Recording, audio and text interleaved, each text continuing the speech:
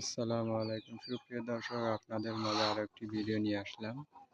যাদের মুরগিগুলো ঠান্ডা লাগে তারা মুরগিগুলোকে সবসময় ভেজা স্যাঁতস্যাঁত জাতীয় জায়গা থেকে শুষ্ক স্থানে রাখবেন। ভেজা স্থান থেকে কিন্তু ঠান্ডার উৎপত্তি হয়, আর এই ঠান্ডা থেকে আপনার মুরগির যাবতীয় রোগ হয়। বেশ কিছুদিন আমার মুরগির এই বাচ্চারা এই দেখেন নিঃশ্বাস নিচ্ছে হাঁ করে, এই যে বিভিন্ন আইটেম ওষুধ খাওয়াচ্ছি, তারপরও ডিস্টার্বটা কমছে না।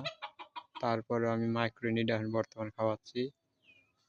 তো মুরগির রোগটা খুব মারাত্মক, খুব কষ্ট হচ্ছে। বেশ কয়েকদিন হলো আমি চেষ্টা করে যাচ্ছি, কিন্তু কোনোতে কিছুতে কাজ হচ্ছে না।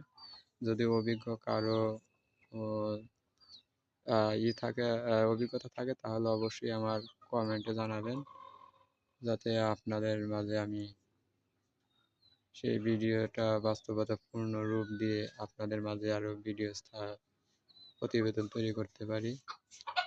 মুরগিগুলোকে এরকম রেস্ট রাখবেন, দেখবেন মুরগিগুলো সহজে সুস্থ থাকবে। ভালোভাবে পালন করার জন্য আপনাদের অবশ্যই মুরগিগুলোকে ফ্রি রাখতে হবে। আমার চ্যানেলটি ভালো লাগলে অবশ্যই লাইক, কমেন্ট, সাবস্ক্রাইব করে যাবেন।